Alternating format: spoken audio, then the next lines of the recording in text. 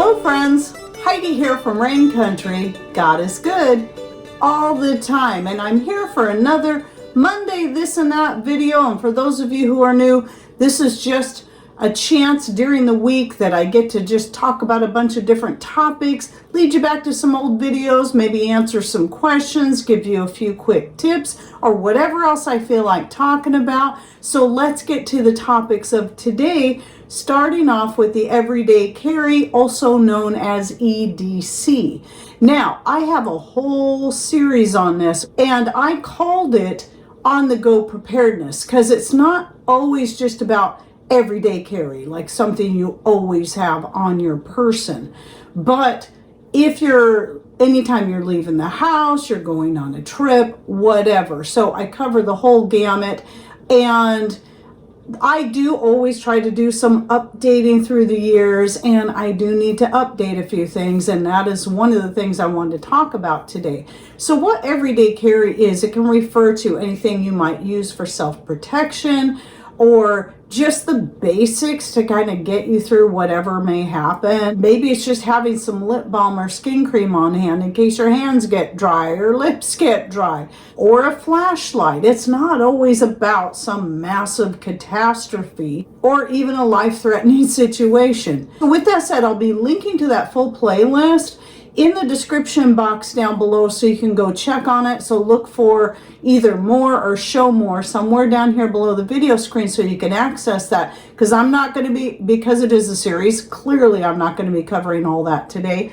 I'm actually only going to focus on one thing, and that is the knives that I carry on a regular basis. So the two that are always in my purse are these two. There's actually one more smaller one, but for some reason I cannot find it. And I really like that one too. These two have actually come in handy far more than most things in my purse, and not for the reasons we commonly think of carrying knives, but for everything else. And so right here, this is obviously more than a knife. This is the Leatherman Skeletal. The reason I chose this particular one is because it is one of the lighter weight ones due to its style. And it just has the very basics on it that I would be most likely to use. So you open it up, and there's a pair of pliers. I don't think I've used these pliers as much as other people have had to use these pliers, because I just happened to have them on hand when they needed them. The knife has been used for a few things, again, not for self-protection, and it's got a Phillips screwdriver which can be switched around to a flat. And those were the three things I wanted most, and that is mostly what it has on it. So I can show you what the blade looks like, and there it is, and it also has holes in it to help keep it more lightweight. It's just a very standard kind of blade. It's very good for many things. And so yes, that has been a very handy tool. And then this one, because it has a bigger blade, has been good for other things. It's pretty lightweight. What is this one? I can't remember where I got it. This is a Gerber. I might have got it at our local store. One thing I like about this one, by the way, is it's got a button here, and you use that as the release. I prefer that over the standard where you got to push that little lever on the inside. But that particular blade was used to cut a cake at a bridal shower, because the person that was arranging all that forgot to make sure there was a knife on hand for the cake. Not the longest and best knife for cutting a cake, but better than the other two I had on hand, and better than the fact that nobody else had one at all. So I love having stuff like that on hand. And then my other item that I used to wear every time I left the house is my K-bar. I love this knife. I'll show you what it looks like. It came with the leather case. And one of the reasons I chose this knife years ago was because of this here. It's meant for wearing on a belt loop. Now, I don't really usually wear belts, but for a time, when I would go out, I would wear a belt that this fit onto perfectly, and I'd wear that just right over the top part of my skirt. And I liked it. I would have it handy kind of out front where I could get to it. Now, I never needed to use it for anything, but I liked having this on hand. And the problem is I got to where there's a lot of things I just don't like to wear anymore that I once used to like to wear, because I just find I'm far more sensitive to things in my older years than I was before. Like, that's why you don't see me wearing aprons all the time. I used to live in those things, and now I can't stand them. What I need to do is redesign my aprons so they don't have a tie around the neck and the waist, but more the kind that you pull over your head to have a cross, that cross on the back.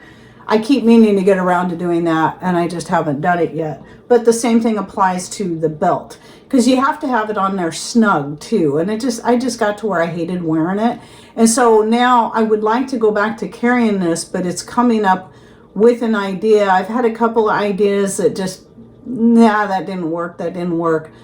Where I could wear it on my person without having to wear a belt to wear it. So I'm still thinking of it. Now, my skirts always have at least one pocket on my right hand side because I'm right handed, and this would, because of the depth of the pockets I make in my skirts, this does actually fit perfectly in there. But if I'm going to carry a knife in my pocket, something like this would be better, because it's quicker to access this knife because of the little thumb thing there, if I actually needed it for the sake of self-defense. Where this one coming out of my pocket and then having to unsnap this as well, that would be more cumbersome and take longer. So I'd be better off carrying this one in my pocket. If any of you has any thoughts that I could consider for this to be able to actually wear it and wear it comfortably, please share with me what you think. So like I said, it's got the belt loop thing here. Any thoughts or ideas you have, please put those in comments down below, and I'll consider that, because I just have not been able to come up with a suitable way, and it's been frustrating me because I love that knife. So now let's talk a little bit about MLM oils. And I know some of you are going, I don't know what that means, because you're like me and you see everybody's using acronyms for everything and you don't know what it means, and it gets irritating. What MLM means is a multi-level marketing. And there's two major brands of MLM essential oils that I absolutely would have nothing more to do with. Because first of all, when you understand how multi-level marketing companies work, and there's many of them out there, you probably have bought from one in the past or are buying from one and may not even realize that's what you're doing.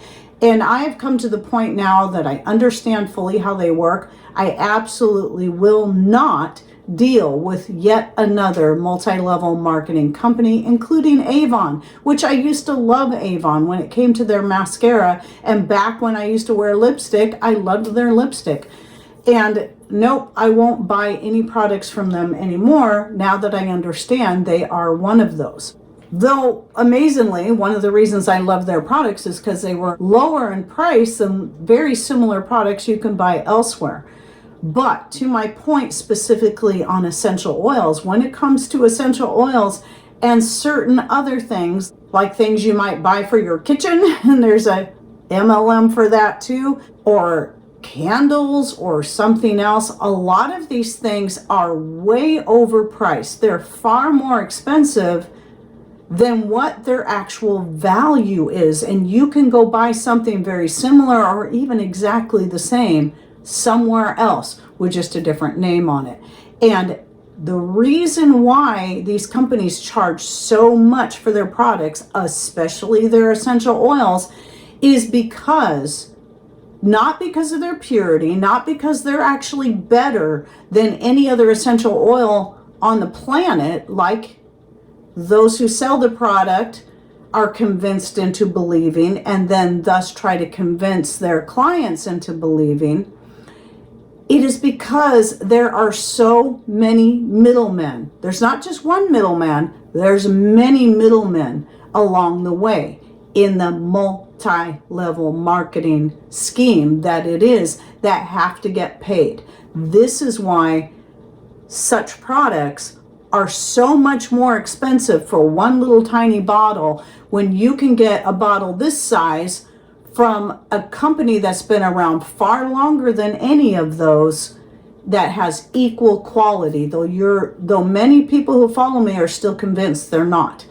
And I at one time thought, oh, is that true? Well, I guess I better give one of these companies a try. Not understanding what a multi-level marketing was, I did know that there were certain business models that used people to sell products directly to their friends. I didn't know much more about it than that, and I didn't care. I was happy to help support my friends. So I knew of someone that was in my local town that was selling one of the two major essential oil brands that are multi-level marketing, and I said, I want to just buy a whole kit from you so I can try it out, because I've been using Now Foods oils for years before that and was very, very pleased with them. Never had any issues with them. But then I heard these particular oils are much stronger and you have to use much less. So I bought this box, this package, thinking I was just going to get single oils, not blends. And there were some single oils in there. I think there was peppermint, lemon, lavender, and maybe one more. And then I was disappointed to see the rest were blends. I didn't want blends. I prefer to make my own blends. But at least with the 3 or 4 that I got that were just singular oils, I could compare those side by side. Absolutely no difference in strength. None whatsoever. And to be honest, the 2 of them, the peppermint and the lemon, were no different in quality, no different in smell, no different in strength. But the lavender, while the strength and all that was the same, I preferred the scent of the lavender I get from Now Foods than I did from this MLM company. So I was rather disappointed in that, because I paid a lot more for that. And the lavender essential oil is one of the few that you can actually get in an 8-ounce bottle from Now Foods. And I love that, because you're getting a bulk deal on it and paying far less. So peppermint and lavender are the 2 I know that they sell that way, because they're 2 of the most popular ones. And one of the reasons Now Foods is less expensive is A, the company has been around far longer. B, they're not having to pay a whole bunch of uplines along the way. And C, because they've been established for far longer, before they got into the essential oils, their company was already quite large, bringing in a lot of money through their health foods and so on. They were able then, when they decided to get into making essential oils, buy product, buy the herbs and such in bulk, and save a lot of money that way, and thus pass the savings on to their clients. And people assume they cost a lot less because they're cheaper and they're low quality. No, they're not. And I can say this from absolute experience. And yes, I have tried several other essential oils down the road, including some from Azure Standard and more. I have done a recent video on this that I probably go in even more detail if you'd like to learn more, that I'll link to in the description box down below. And I think I do list off some of the brands that I've tried. And I always seem to go back to Now Foods, though. That's just me. Still the best price, still and equal quality to the best oils I've tried. So anyway, I want to move on from there now and talk about a couple other things I have going on here, including something I forgot to grab, so I got to grab it. And that is a couple items from my most recent Azure Standard order. And one of them is this. I decided to try it for the first time. You might have seen it in a community post. And this is the raw mild cheddar. And they have other types that I'm going to try on my next order. Initially, I said in that post that I was going to buy the 12-pack of this, because I started with, first I was going to get one just to try it because it was on sale. I'm like, okay, I'm going to try it. Then I thought, you know what? The 3-pack is on sale too, and it's a better price. I'm going to go ahead and get that, but I didn't want to dedicate myself to the 12-pack, which would have been fine as much as I love this cheese, but I wanted to make sure. I'm really glad that I got the 3-pack and not just the single one. But on my next order, instead of buying the 12-pack like I initially said, I'm going to do another 3-pack of the mild cheddar. I'm going to do a 3-pack of the Firehouse Pepper Jack cheese. That sounds so good, and some people were recommending it. And I'm going to do the 3-pack of the smoked cheddar. So I'm going to do that instead. so that I can try those as well. I love this cheese. Now, the next thing I want to talk about in regards to this cheese is that, yes, it is raw, but there was some confusion, and I hope the person that I misunderstood what they were saying. I thought they were actually accusing me of lying, of being deceptive about what I was saying. And no, that's not what they were saying. They were talking about the packaging, and I am so sorry. I don't know if they ever saw my reply to them. Yes, I'm human. I read things wrong sometimes myself. And I really thought she was seeing the words pasture raised and reading it as pasteurized. But when somebody else made a comment, when I went to the link that I provided and looked at the images, yes, there was one image where it showed the back of the package. However, it was the back of the package of their pasteurized mild cheddar instead of their raw, because this company sells both. And so this is a common occurrence, and so you can't always just trust images. You always have to read the description. And what I'm going to put right here is an image of the back of this package where I do a close-up of the ingredients right here so you can see what it actually says. And what it says is raw cultured milk. So it is raw, and if you read the description on the Azure Standard site, it is clearly a raw cheese, unless you believe they're lying to you. And again, because they sell both kinds, I did a little more digging, and Azure Standard only carries the raw version of this cheese. But and I did look more into raw cheese and is it legal? From what I understand, even though raw milk is not legal to sell in all states, it is here, but raw cheese is, because of the fact that it's cultured. That's the excuse anyway. So, but I figured that they also do make the pasteurized cheese for the sake of people who are afraid of raw dairy products, because there are plenty who have been browbeaten into believing we need to be afraid of raw dairy products. So anyway, I highly recommend this. There's other raw cheeses that Azure Standard carries that I haven't tried yet. But one of the things that I found that was interesting about this is that room temperature, it does have that texture of Velveeta cheese. Now, can I say it tastes like it? I don't know. I've always thought Velveeta cheese was kind of a fake cheese, and I haven't had it since I was a little girl, but I do remember that texture. And anyway, I love this. It's just really good. So it's very soft. It would be something that I haven't tried melting it yet, but it would melt very easily. Be a great cheese for using and making your homemade macaroni and cheese. Though I would go for a sharper cheese than mild to do that, because when you're cooking something like that, a sharper cheese is always better, even if you prefer a mild type cheese. Also forgot to bring this over. I've been using beef gelatin for many years, and more recently using it more as a supplement by making gummies out of it, which I have an old video on, and I talked about in a fairly recent this and that video. But that's my way of getting the beef gelatin into my diet on a daily basis, is taking it as in a supplement. And if it's on a fasting day where I don't want to eat one of the gummies, then I will just simply add a teaspoon of this to my hot coffee. You can't taste it at all. But anyway, I decided this time around to just, even though I still have a lot of the gelatin that I bought previously, I decided to try the Azure Standard brand. Now, I will say there's nowhere on the packaging, or I think even in the description, that specifically says it is grass-fed. So if you're looking for grass-fed gelatin, you might want to look a little further. The one I was buying, I thought was grass-fed, but because it seemed like it was advertised as that, but as I look closer on the packaging, I'm like, it doesn't say it's grass-fed anywhere on the packaging.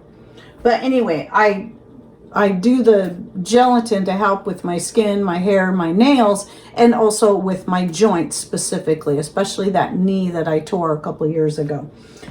And then another thing is getting more ginger. The fresh ginger was on sale again too.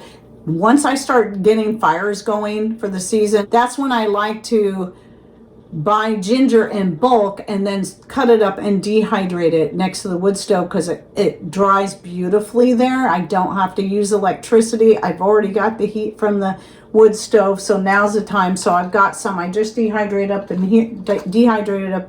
put in here since I was down to just a tiny bit, and this stays in my kitchen. These 2 jars were from very early in the year when we still had fires going. So this one I don't have a date, just says 2025, where this one says January 5th, 2025. So I feel pretty certain I probably did these all about the same time. Either way, it would have been while I still had fires going.